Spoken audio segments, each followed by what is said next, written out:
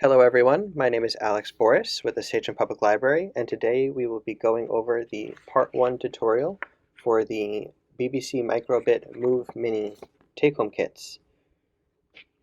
The first part of the tutorial will cover how to flash the zip LEDs, which are the 5 LEDs at the top of the Move Mini board that you attach to your MicroBit during the kit assembly.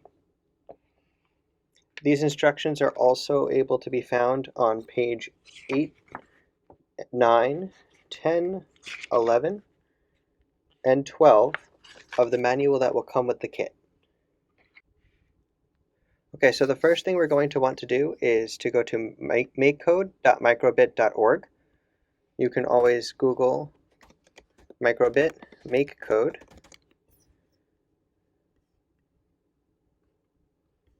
And it will usually be the first link. So click right on that and you'll be brought to this page. Now what we want to do is click this new project button right here, and we can call it whatever you want. So I'll just call it Zip LED, and then we can hit create. And now we have a project that starts with a visual editor on the right, where we can find all of our code blocks and then what the code is doing to the microbit on the left. So what we want to do now is we want to add an additional package to this. So in order to do that, we need to click on this advanced button right at the bottom. And then if we scroll down, we can see a button called extensions. So we click on that, and now we'll be brought to an extensions page. What we want to look for is an extension called NeoPixel, all one word, Neopixel. So type that in, hit enter. It is this package right here for PXT microbit. So you click on it, and now it will install that package, and it is right here at the bottom of our non-advanced packages. All right, now that we have that installed, we need to make a new variable. So we click on the variable tab, and we click make a variable. You can call this whatever you want. I'm going to call it a pixel array. Now we have a pixel array variable. Now we want to make our pixel array, which is the 5 LEDs at the top of the Move Mini board. So we're going to use the set pixel array option. So now we need to tell it what to do, and in order to do that, we're going to use NeoPixel. So we're going to use the NeoPixel option.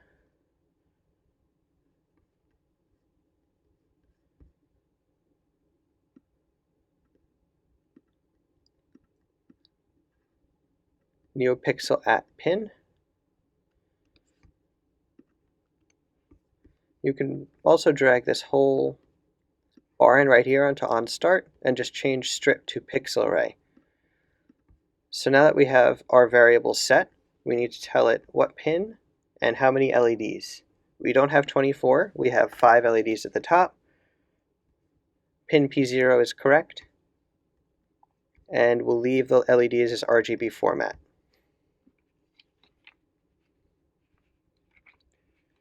Now that we have our pixel array defined, right when the microbit turns on, we can now control our pixel array. So for example, if you press button A on the microbit, we can tell it to do something with our pixel array. So let's go to NeoPixel. We can now have the pixel array show purple lights, and then once we have that set, we can tell it to do something else when we press button B. So perhaps when we press button B, we want it to get rid of all of the lights that are showing. So we'll tell it to clear all functioning lights, and then we'll have it re-show the lights as not on. Okay. Now that we have our pixel array defined, what we can do is we can download this and we can install it onto our microbit. So in order to do that, the first thing we need to do is click the download button here.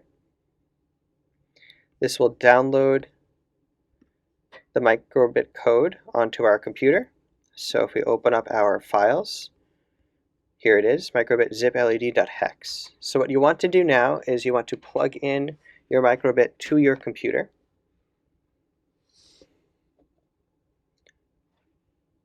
Yep. Once it connects, you should see it as an additional drive attached to your computer.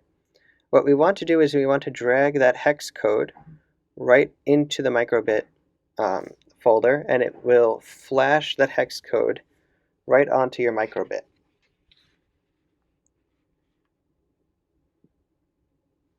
Okay. It should auto disconnect once you flash that hex code, and now if you were to turn your MicroBit on and press the A button, your LEDs should light up in the color that you put in right here. And then when you press B, they should turn off. Okay, so if we want to do something a little more advanced, we can modify our button A pressed code here. So we can get rid of the show color on the pixel array code, and we can replace that with something else. So if we click on more, we can see we have a number of new options.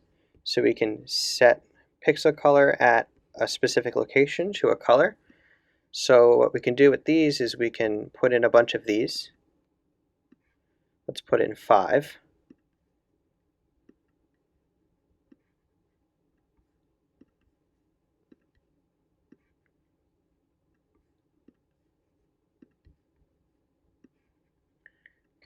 Getting a little crowded. So I'll move this over here. Yeah, I dragged that in the wrong location. So we'll put these back over here. Okay, now that we have our button A pressed code changed, we need to change where it says strip to pixel array, because we are using a pixel array and not a variable called strip. Okay, so now the pinouts that we have are pin 0, pin 1, pin 2, pin 3, and pin 4. So we can change these numbers from 0 through 4. And now we can change the first LED, the second, the third, the fourth, and the fifth to whatever color we want. So we can make the second one yellow, then we'll make the third one green, the fourth one blue, and the fifth one purple. So now each LED will have a completely different color. And same process as before, if we wanted to apply this to our MicroBit, just hit the download button here. It will go to your downloads folder. If you have something there, it will automatically change the name. Plug in your MicroBit. Wait a moment for it to connect. There it is. Drag your hex code onto the MicroBit, and it will flash your MicroBit with the brand new hex code.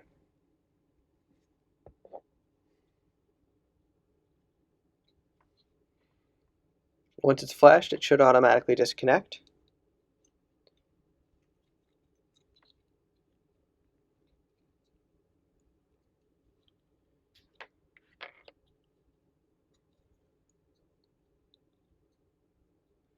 And then you can try out your code for yourself. So if you turn your MicroBit on, then press A, you should see all 5 LEDs changing colors to the colors that you set in the code. And then when you press B, it should turn the pixel array off. That will conclude our tutorial for today. I'd like to thank everyone for watching.